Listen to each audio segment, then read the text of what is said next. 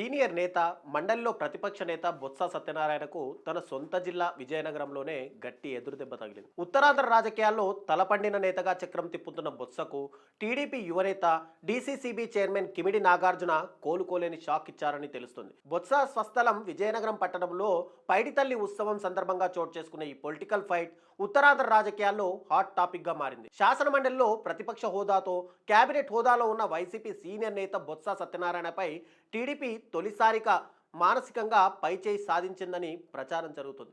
రాజకీయంగా TDP YCP మధ్య తీవ్ర పోటీ ఉన్న విషయం మనందరికీ తెలిసిందే. పరిస్థితులను బట్టి గెలుపోటములు ఉంటున్నప్పటికీ వ్యక్తిగత నాయకత్వ సామర్థ్యం విషయానికి వస్తే విజయనగరం జిల్లాలో బొత్సను ఢీకొట్టే నేత ఇంతవరకు ఎవరూ లేరన్న అభిప్రాయమే ఉండేది. ప్రస్తుత గోవా గవర్నర్, ఒకప్పటి టీడీపీ నేత పూసపాటి అశోక్ గజపతిరాజు రాజకీయాల్లో బొత్స కన్నా సీనియర్ అయినప్పటికీ ఆయన స్టైల్ వేరు. బొత్స పూర్తిగా మాస్ పాలిటిక్స్తో జిల్లాలో తిరుగులేని నేతగా ఎదిగి విజయనగర రాజవంశీయుడైన అశోక్కు సవాల్ చేసే స్థాయికి ఎదిగారు. ఏటా జరిగే విజయనగరం విలవేల్పు పైడితల్లి సిరిమానోత్సవంలో విజయనగర రాజవంశీయులకు ధీటుగా బొత్స కుటుంబం వ్యవహరించేది. ఈ ఉత్సవాన్ని కోటపై నుంచి రాజవంశీయులు తిలకించడం, అమ్మవారికి పసుపు కుంకుమలు సమర్పించడం ఆచారం. జిల్లాకు చెందిన నేతలంతా కోట బుర్జుపై నుంచే ఈ ఉత్సవాన్ని తిలకించేవారు. అయితే జిల్లా రాజకీయాల్లో బొత్స శకం ఆరంభమైన తర్వాత ఈ ఆనవాయితీకి ఫుల్ స్టాప్ పెట్టారు. రాజవంశానికి పోటీగా విజయనగరం కోటకు సమీపంలో డీసీసీబీ భవనంపై బొత్స ప్రత్యేక శిబిరం ఏర్పాటు చేయించారు. 1996లో ప్రారంభమైన ఈ ప్రత్యేక శిబిరం గత 30 ఏళ్లుగా రాజవంశీయుల రాజకీయ ప్రత్యర్థులకు వేదికగా మారింది.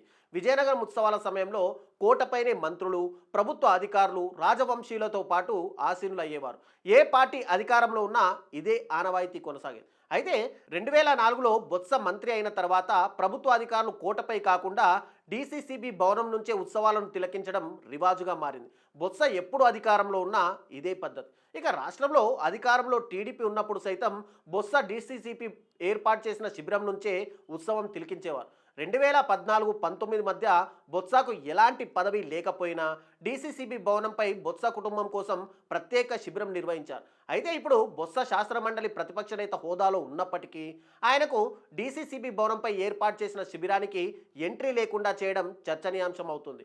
ఎప్పట్లాగే తన కుటుంబం, పార్టీ నేతల కోసం డీసీసీబీ భవనంపై శిబిరం నిర్వహణకు అనుమతించాలని బొత్స లేఖ రాయగా డీసీసీబీ చైర్మన్ కిమిడి నాగార్జున తిరస్కరించారు. ఈ నిర్ణయం ఉత్తరాంధ్ర రాజకీయాల్లో తీవ్ర సంచలనంగా మారింది.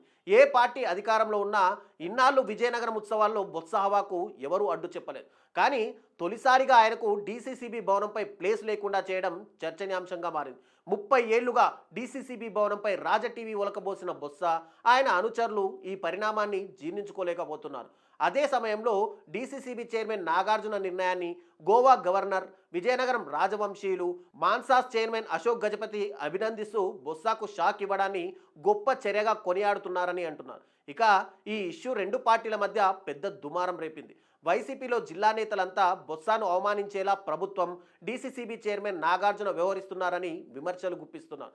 యథావిధిగా తాము అధికారంలోకి వస్తే తమ పవర్ ఏంటో చూపుతామని వార్నింగులు ఇచ్చేస్తున్నారు. అయితే డీసీసీబీ చైర్మన్ హోదాలో నాగార్జున తీసుకున్న ఈ నిర్ణయం చీపురుపల్లి నియోజకవర్గంలో బొత్స రాజకీయ ప్రత్యర్థిగా ఆయనకు మరో మెట్టు ఎక్కించిందని పరిశీలకులు వ్యాఖ్యానిస్తున్నారు.